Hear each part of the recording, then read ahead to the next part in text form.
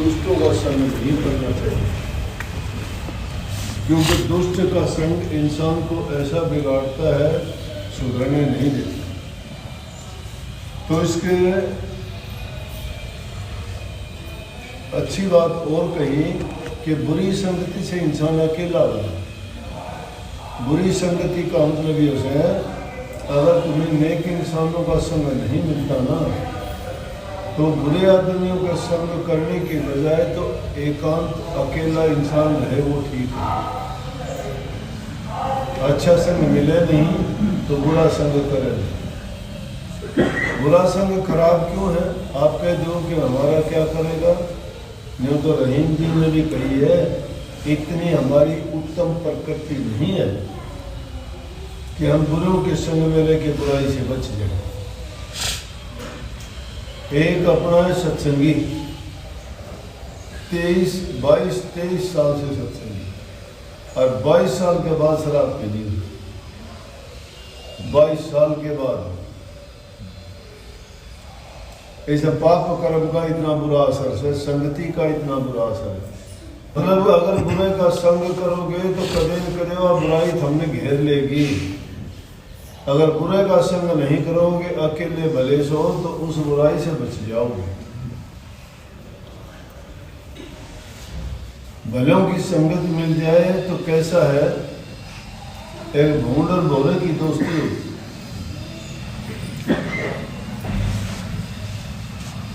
भूंड करने लग गया, मित्र कदे आया, आओ मेरे पास आते। भोरा गया, भूंड के दौर के था। भूंड तो गंदगी खाने वाली चीज है, वो तो गंद पे हाल है, गोबर पे भूं भूं करता। भोरा गया बेचारा, सुंदर गीत गाता। भोरे के गीत तो बहुत अच्छे हैं ना, उसकी तो गुनगुनाहट भोरे की सुन के तो कवियों ने, लेखकों ने कितनी भोरे की गुंजाइश की बात कही है। संतों महाफकीरों ने भी जब शब्द की धुन भोरे की धुन से मिलाई है, एक भोरा सा भून सा, दूजे घूमू हो, तीजे समय शंख, चौथे घंटा सो, चौथे घंटा सो, पांचवा ताल जो बाजे, छठा जो मुरली नाद, सातवां भेरी जो बाजे, आठवां नाद न पीरी नो, 10वां गर्जन सिंह सिर चरण दास भले सुन। ये 10 प्रकार की धुनी भोरे की सबसे पहले कही, एक गुंजार भोरे जैसी। भोरा बेचारा निमंत्रण पे गया, बड़ा गाने गाता, गुनगुनाता, मस्ती में जाके बोलते, कही राम राम भाई। बोले आगे मित्र, बोले आगे।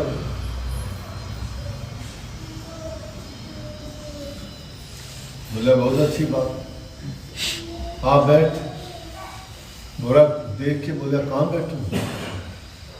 उसने तो किस गंध पे बैठना था। बोले यहाँ बैठ। क्यों? भूंड की तो वही खुराक, वही जीवन, वही बैठे, वही उठक। इसी प्रकार से बुरी संगति में तो बुरी बात, बुरी कहानी, बुरा सोचना, बुरा कहना, बुरा विचार, बुरे ख्यालात। हाँ, भोरा तो गया बेचारा, निमंत्रण पर आया था, नाक बंद कर दिया अपना, क्या कर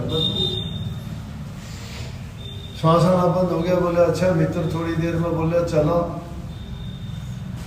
जरा जलपान कुछ। बोले मेहरबानी तेरी, बस मैं खा पी के आया था, अब तो मुझे जल्दी है, कभी आप आना मेरे पास। भोरा करने कही उनको। कुछ दिन के बाद में भूंड ने सोची, भोरा तो निमंत्रण दे के गया, चल। भूंड चला, भूं भूं करता जैसा बे सुर का राग अल्पाया कर है, कोई आदमी गाना उन्हें बजाना, उन्हें मारे की जिस तरह। तो भूंड तो कहता भूं भूं भूं भूं। और वहाँ जाके देखा तो एक सुंदर बगीचे में बड़े सुंदर फूल खिले, कितने फल लाग रहे, हरियाली, कितने पानी की ओस की बूंद को जाते। और उड़े भोरा बड़ी मस्ती के साथ आँख नीचे हुए गाने गावे, किसी पर तितली नाचे, किसी दूसरे भोरे गाँव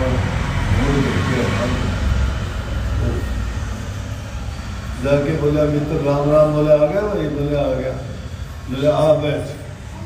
बैठे के एक फूल पे बैठ गया, बैठने के बाद वहाँ आई सुगंध, मस्त हो गया, नशा हो गया। खुशी का नशा अलग ही होता है। उसे खुशी में इतना मस्त और खुश हो गया, उसने दे रहा को नहीं घोड़े के घर आ रहा है कि तू तेरे घर में है, तू बाहर है, तू भीतर है। फूल में बैठ गया, सारा दिन बैठा रहा। शाम का टाइम होया, घोड़े ने देखा को नहीं कि भाई चलो मस्ती ले से उसने फेरा था कि उन्हें तो कितने बैठेगा, कहीं भी उठेगा, इतना अच्छा मिलेगा, लेने दे इसने मौज मस्ती गंदगी का रहना सही हो, इन्हें खूब आनंद करने दे, घूमन दे अपनी मर्जी, कोई रोक टोक नहीं। वो फूल पे बैठ के कड़े जाता, उसे एक करो लिया मस्त हो। तो फूल में बैठे बैठे क्या हुआ कि फूल बंद हो गया शाम के टाइम, रात में वो भी सो बंद हो गया। मस्ती में सोया पड़ा रहा, पता है को नहीं कर रात आई बंद हो गया। सुबह का टाइम होया,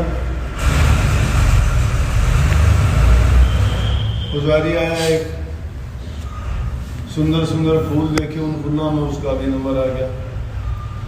उस फूल में तोड़ के ले गया और फूलों साथ और जाके मंदिर में मूर्तियों को स्नान वनान करा के, जो मूर्ति थी शिव भगवान का जाके माला पहना, फूला के उसको वो भी बोले भी मैं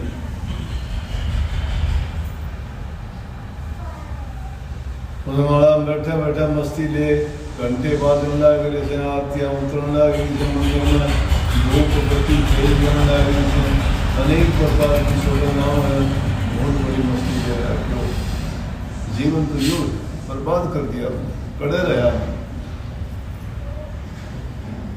बोला भाई भलों की संगत मिली और पायो बास सुबास, क्या तो भलों की संगत ऐसी मिली कि कितने खुश हूँ, कितना अच्छा हो गया।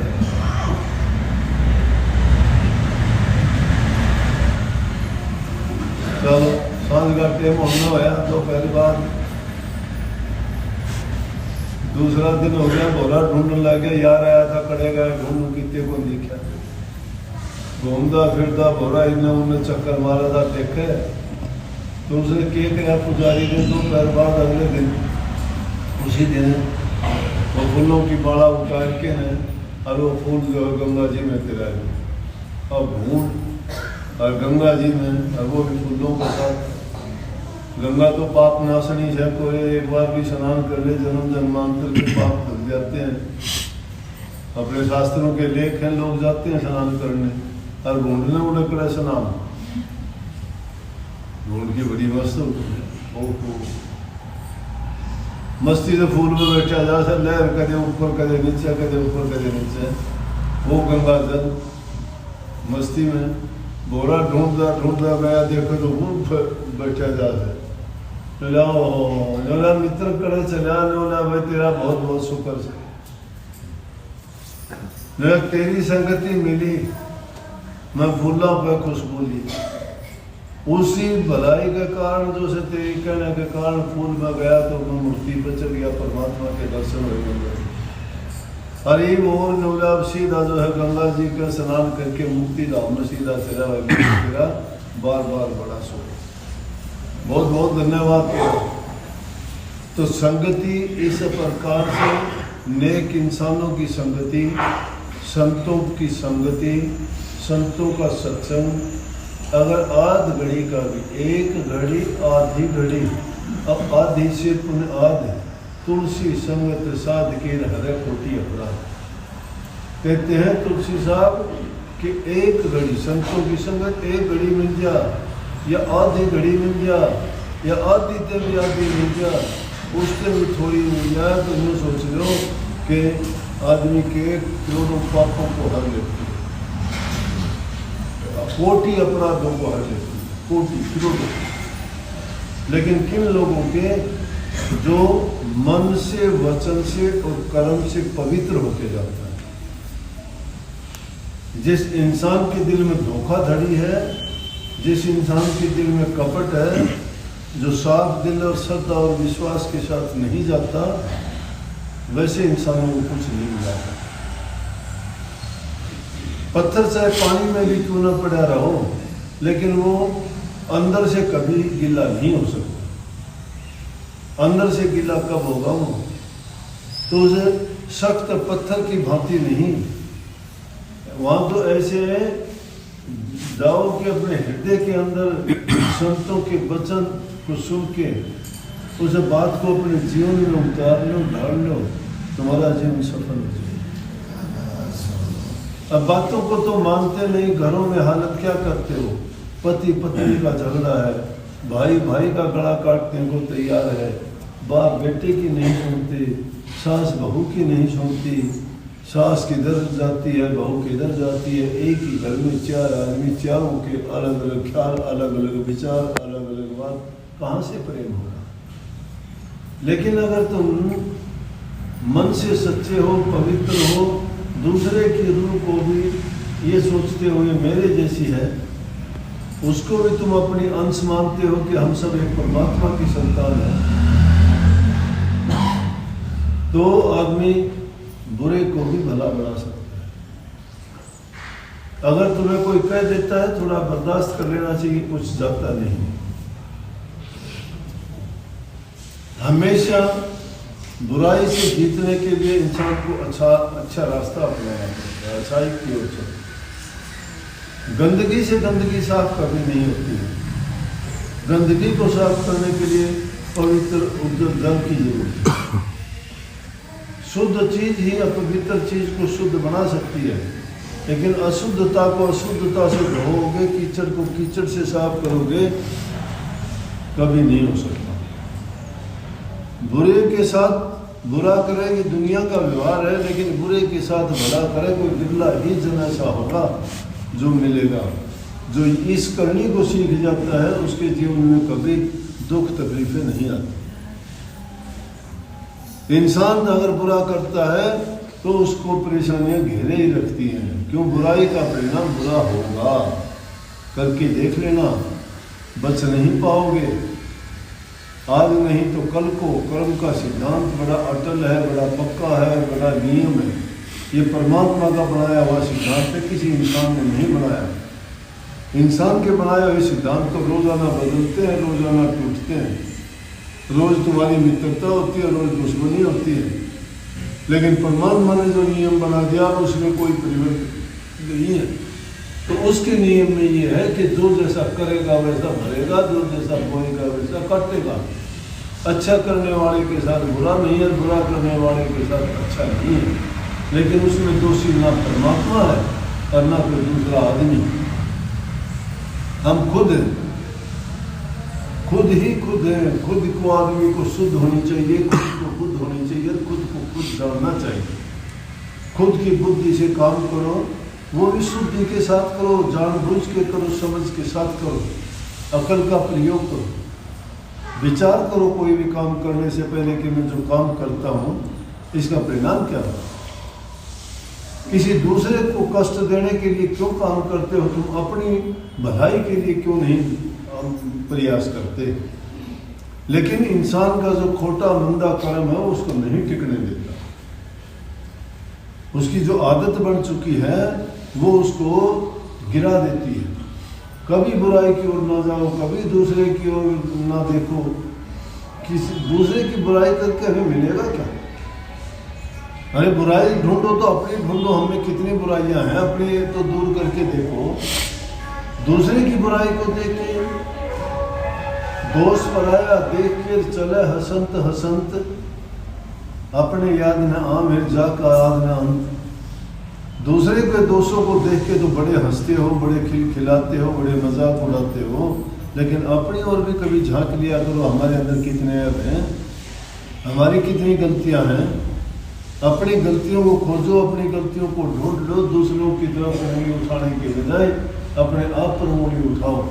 और जो अपने आप को जानना चाहता है वो है अपनी शुद्ध और बुद्ध लेना, और अपनी शुद्ध बुद्ध लेना है वो खुद को सुधारता है। खुद को सुधारता है। खुद को सुधारने के लिए संतों की सच्ची सूची और अमृतवाणी काम करती है। सच्ची इसलिए है कि उसमें कतई भी मिलावट नहीं है। सूची कैसे है कि उसको किसी भी रूप में किसी को नुकसान देने वाली नहीं है, हर इंसान का वो फायदा करती है। और अमृतवाणी क्यों है कि जो उसको पी लेता है, चख लेता है, उसको आनंद, खुशी, सब कुछ मिलता है, पाप का नाश होता है, उसका जीवन सुखी बना देता। इसलिए सही गुणों को अपनाओ, दुर्गुणों को त्यागो। संतों की शरण में जाके अगर तुम इस बात को नहीं ग्रहण कर पाए तो खाली रह जाओगे और ये इंसान का चोला जो मिला था ये बेकार चला गया। तो हमेशा अपने जीवन को अच्छा बनाने का प्रयास करोगे तभी नाम भक्ति कर सकते हो। अगर सीधा कोई सोचता हो कि नाम ले लिया, गुरु की शरण में आ गया, मैं शरण में आना, ये नहीं है। शरण में आने का मतलब है कि जो कुछ हमारे खोटे मंदे कर्म हैं उनको छोड़ना, अच्छे गुणों को अपनाना और फिर प्रभु के नाम का जाप करना, याद करना, सुमन करना, उसमें अपना मन लगाना, बुराई से हटाना, सच्चाई की ओर लेके जाना, वो भक्ति का मार्ग है। ये पाखंड नहीं है, ये दुनियादारी पाखंड को मांगती है। पाखंड ले डूबता है इंसान को, लेकिन किसी सच्चे संत के पास जाओगे वो तुम्हें जीवन जीने की कला पहले सिखाएगा, सुखी घर में कैसे रहेंगे बताएगा। जो इंसान अपना कमा के खाता है, बूढ़े बुजुर्ग की सेवा करता है, माँ बाप का इज्जत सम्मान करता है, उससे परमात्मा खुश होता है। लेकिन जो अपने लिए पाप के पौधे पर लगा लेता है चारों तरफ, वो बचना मुश्किल है। वो तो अपना कर्म भोगेगा ही, उसको काटने पड़ेंगे क्योंकि उसने खोटे खोज दी। तो इसलिए अच्छा भो, अच्छा काटो, ये आपको अच्छी संगति का सौगात मिलती है, ये उसके सगुण मिलते हैं और वो तुम्हारे जीवन को संवारते हैं। सबको बहुत बहुत आशीर्वाद।